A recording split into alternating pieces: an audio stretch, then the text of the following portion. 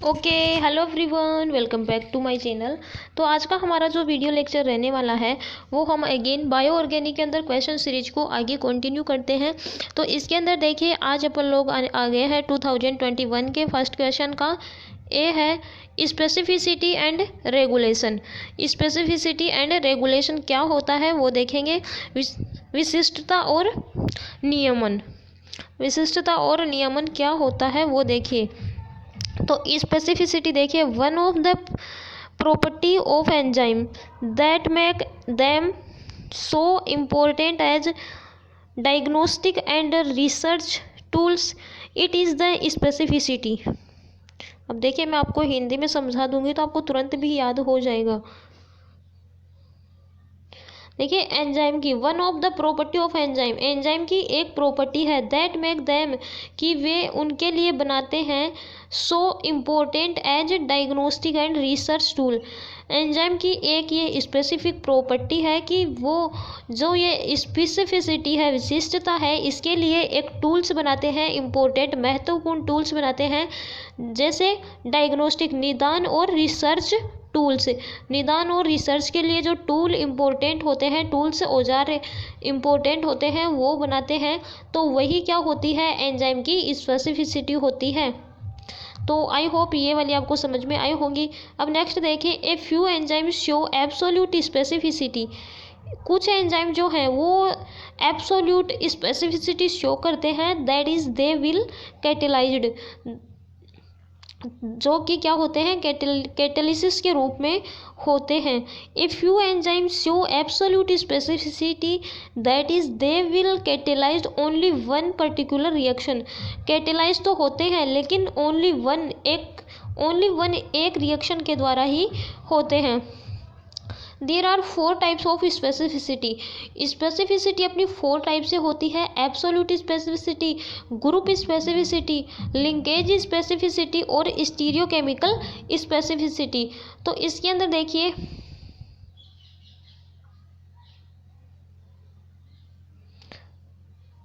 सबसे पहले absolute specificity क्या होती है। The enzyme will catalyse only one reaction. यदि एंजाइम एक रिएक्शन के द्वारा कैटेलाइज होते हैं तो वो होती है अपनी एब्सोल्यूट स्पेसिफिसिटी। अब group specificity, the enzyme will act only one molecule. यदि एंजाइम एक मोलिक्यूल के रूप में कार्य करते हैं, will act only one molecule that have specific function, जो कि एक स्पेसिफिक फंक्शन करता है। एक ही मॉलिक्यूल के द्वारा कैटेलाइज होते हैं, जो कि एक क्या करता है, स्पेसिफिक फंक्शन करता है। Group functional group such as aminophosphate methyl group, जो कि क्या होता है अपना एमिनोफॉस्फेट मिथाइल ग्रुप के रूप में होता है। लिंकेज स्पेसिफिसिटी क्या होती है। The enzyme will act on a particular type of a chemical bond. यदि एंजाइम एक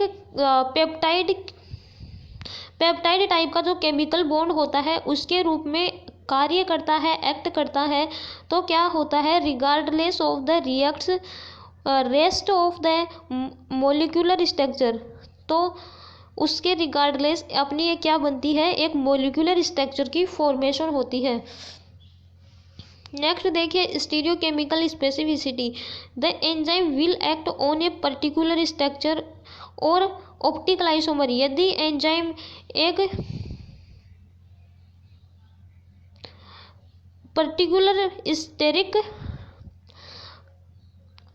स्टेरिक और ऑप्टिकल आइसोमर के रूप में क्या करता है, कार्य करता है, तो अपना स्टीरियोकेमिकल स्पेसिफिसिटी होती है। Enzyme are molecular catalyst. Enzyme क्या होते हैं, एक मोलिकुलर कैटेलिस्ट होते हैं। Almost all known enzyme are protein. लगभग जो एंजाइम होते हैं वो क्या होते हैं, एक प्रोटीन के रूप में होते हैं। Enzyme are highly specific. Enzyme एक हाईली स्पेसिफिक होते हैं। ट्रिप्सिन और थ्रोम्बिन, जैसे क्या हो गया अपना, ये एग्जाम्पल हो गए ट्रिप्सिन और thrombin. Enzyme activity and cofactor. अब एंजाइम एक्टिविटी एंड कोफैक्टर देखिए इसके अंदर, ये ऐसे इसके अंदर ऐसे एरो लगा के ऐसे शो करना है। Enzyme cofactor, enzyme activity and cofactor plus apo enzyme मिलकर क्या बनाएंगे, होलो एंजाइम। तो एपो एंजाइम है उसको 2 पार्ट में डिवाइड करेंगे, मेटल एंड को एंजाइम। अब अपना जो को एंजाइम है वो भी 2 टाइप से होता है, लूजली बाउंडेड और टाइटली बाउंडेड। अब इसके अंदर सबस्ट्रेट लिया और सबस्ट्रेट की ट्रांजिशन स्टेट ली, ऐसे एरो लगा के आपको ये गोले बना के ये वाले डायग्राम शो करने हैं आपको, और ये इससे बना product. This reaction is uncatalysed reaction. ये रिएक्शन क्या है? अनकैटेलाइज्ड रिएक्शन है। फिर ये बनाया अपन लोगों ने ऐसे करके एंजाइम, और फिर ये जो ढांचा है इसके अंदर ये गोल रखेंगे, ये वाला गोल बोंद। तो ये देखिए ये वाला बनेगा अपना एंजाइम सबस्ट्रेट कॉम्प्लेक्स बनेगा, इसको इसके अंदर फिट करेंगे तो, और यदि इसको वापस से तोड़ेंगे तो ये अपने बनेंगे प्रोडक्ट, ये वाले ढांचा, इस ऐसी वाली स्ट्रक्चर और ये वाली गोल बॉल के रूप में हो गया। तो अब देखिए ये अपना तो स्पेसिफिसिटी तो कंप्लीट हुआ। अब इसके अंदर देखेंगे रेगुलेशन, नियमन क्या होता है। तो रेगुलेशन देखिए, enzyme can be regulated by other molecules. Enzyme यदि अदर मॉलिक्यूल के द्वारा रेगुलेटेड नियमित होते हैं, नियंत्रित होते हैं, दैट आइदर इंक्रीजेज और रिड्यूस देयर एक्टिविटी। यदि मॉलिक्यूल अपना जो एंजाइम है, एंजाइम कैन बी रेगुलेटेड, नियंत्रित होते हैं बाय अदर मॉलिक्यूल, अन्य मॉलिक्यूल्स के द्वारा, जो कि उनकी जो रिएक्टिविटी है, एक्टिविटी है, उनको डिक्रीज भी कर सकते हैं और इंक्रीज भी कर सकते हैं। तो उसका वो क्या होता है अपना रेगुलेशन होता है, नियमन होता है। Molecules that increases the activity, यदि ऐसे मॉलिक्यूल जो एंजाइम की रिएक्टिविटी को इंक्रीज करते हैं of an enzyme are called activators.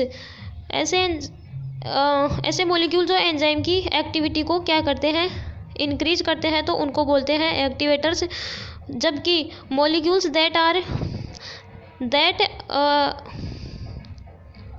That decreases the activity of an enzyme are called inhibitor.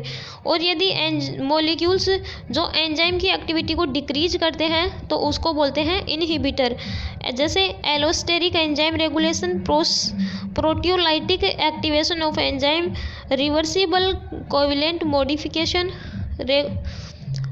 Regulation bye iso enzyme. ये 4 टाइप्स हो गए। In living system 100 of different enzyme. Living system के अंदर 100 enzyme ऐसे होते हैं। Catalysed reaction occur stimulus.